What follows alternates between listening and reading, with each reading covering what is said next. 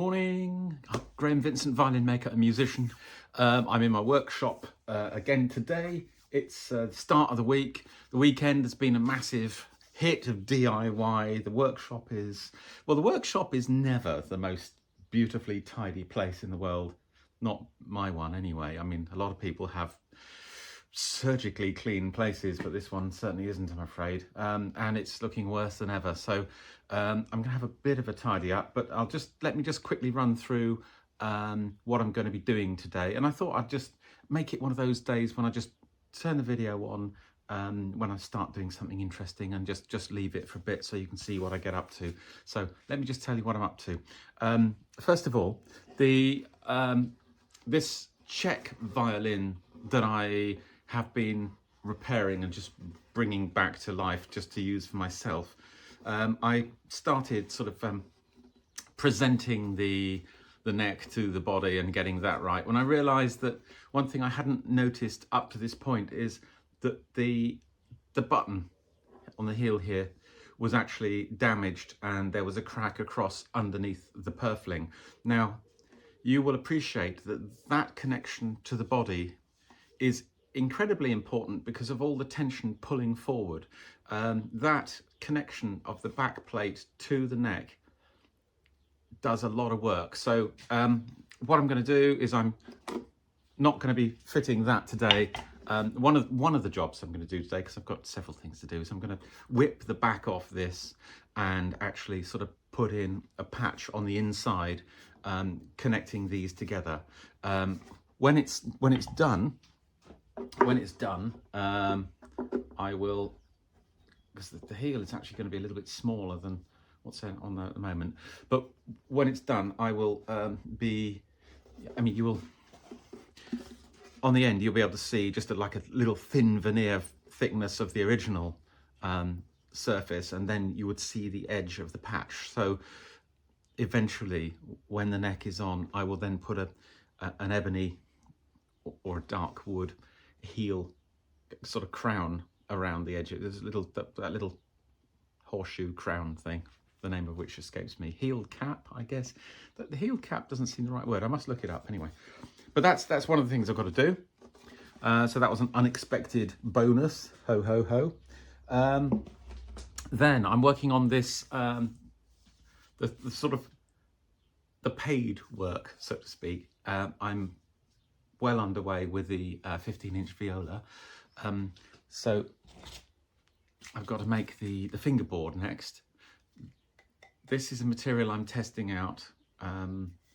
As you probably are aware, I generally use rich light nowadays, but this I've come across. It's compressed bamboo, and it's incredibly stable. It's used for decking and all sorts of stuff, and it's so heavy that it sinks in water. It's incredibly stable. It's got a 25-year guarantee out of doors, and it's much more like wood than rich light is. So I'm going to experiment a little bit with this one. Because it's a viola, the fingerboard size is slightly different from standard for me. So the standard jigs that I have made up to actually hold the fingerboard and so on won't work for this one. So there's a little bit of a palaver to get that sorted. I'll do that. And then hopefully, I'm hoping to get as far as, if I get my head in gear today, I will get this fingerboard made, get it glued on to the neck. I hope to get that patch done on the violin, and I also hope to have tidied up my workshop a bit, which, as I say, is it's a disgrace. So I think lunchtime I'm probably going to be having a bit of a bonfire at the end of the garden. Let me just show you the full scale of this.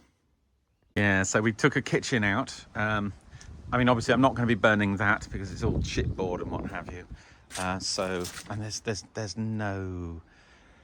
there's no really recyclable stuff in there. I suppose, I mean, I could keep a few pieces of the chipboard for molds and so on. I mean, I've put aside a couple of the cleaner pieces. I mean, that's going to be enough to say. But then also, we've got rid of this really, really manky old cupboard, and I mean all the plywood is delaminating in the panels and so on, so it's really not worth saving.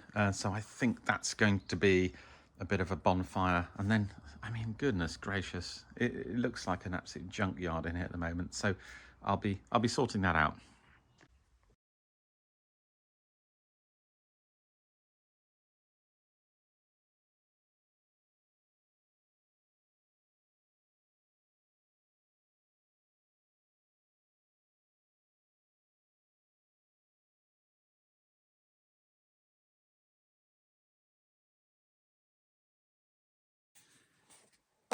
I don't know if you can see that very well, but so I've taken it down so we're right into the underside of the purfling. So it now is going to be every bit as strong as the original joint, and certainly a lot stronger than one that had been cracked and then glued. So that's got a slight taper in it. I'm just going to glue that in there, and then tomorrow I'll come back and trim it up. But that's how it's done. So it's in there with a wedge. I'll tackle this tomorrow after the glue's set nicely. I'll come back and just clean it up. I should just put the thing on one side until then. It's a nice joint, it all sits in nice and tight, so I think I can just put it in there with glue. I don't need any cramps on it.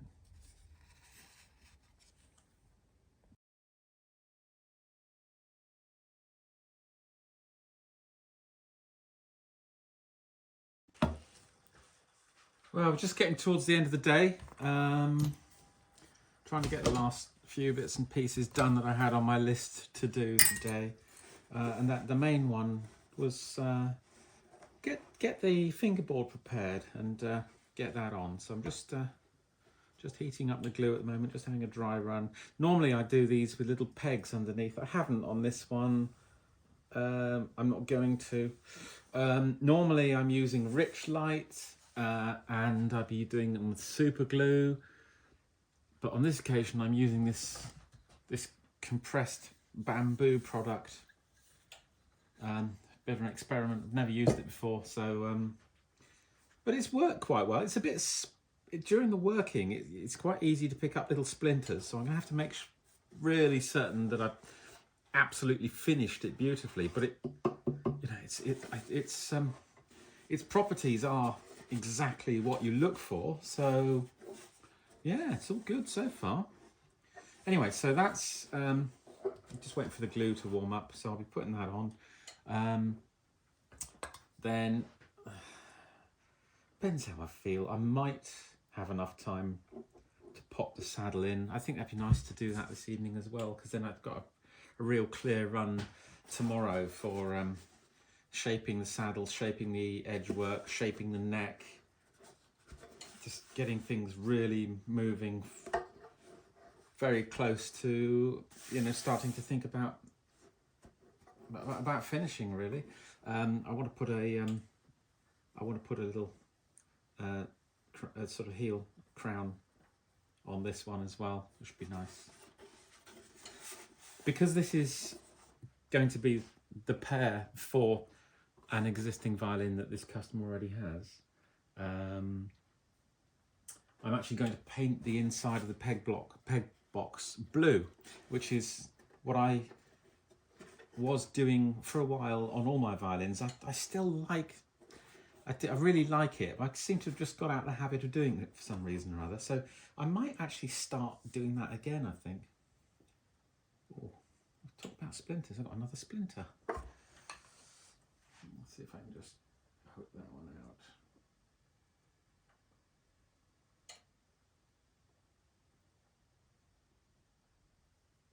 Got it.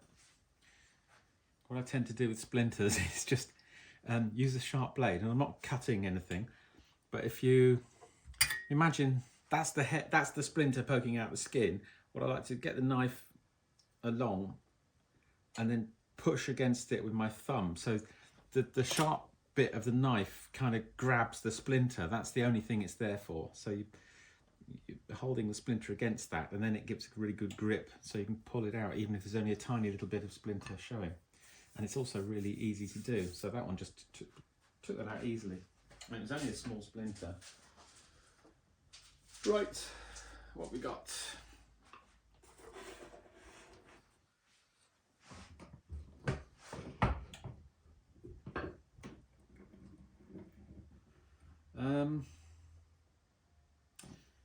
When I'm using super glue, I often use these for clamping the fingerboards on, but I'm not going to. I'm going to use these.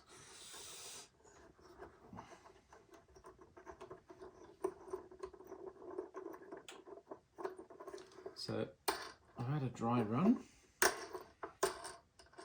The neck angle and everything is working out perfectly, which is really nice. So let's just swap these on.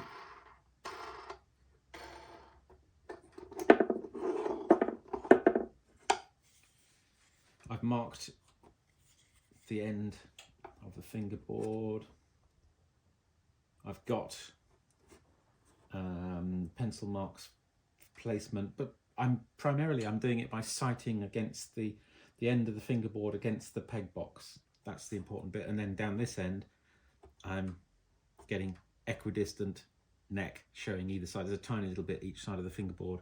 And then as a double check, just sighting through to make sure that the fingerboard is equally placed with regard to the two top F-hole holes. So there we go.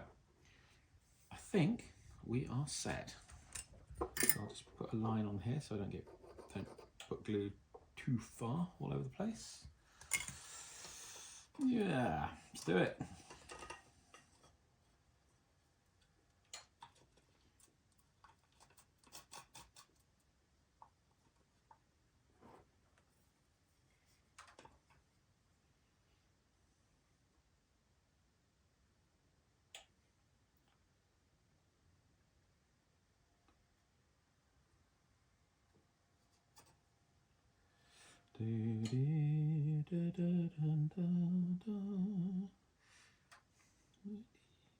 Oh, I'll stop. I'm stop humming, but that's I've been learning this tune called Shetland Times and Tatties by Corin Ra, which I just love. Beautiful tune. But me humming it is enough to put anyone off it, so I've better stop that straight away.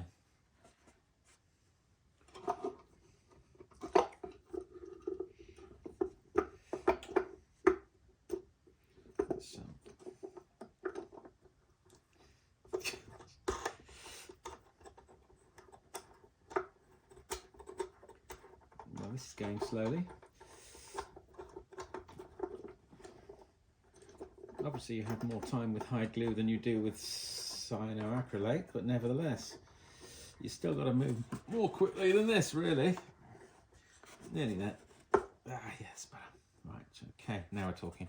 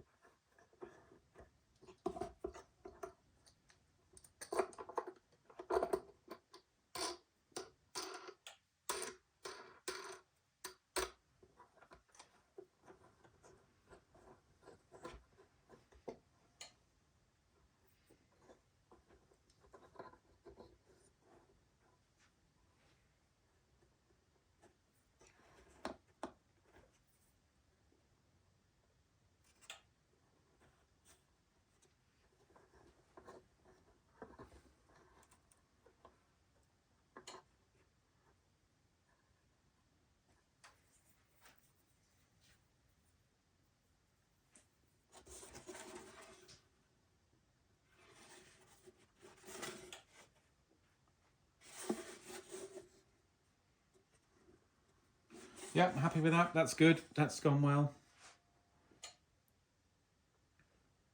Excellent.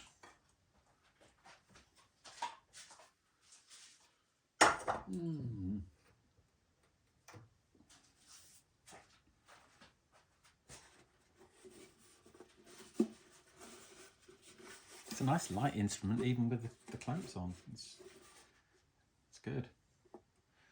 Right. Do you know what? I'll put the saddle on tomorrow. I think that's enough today. Okay, signing off now. Look after yourselves. Cheers, folks.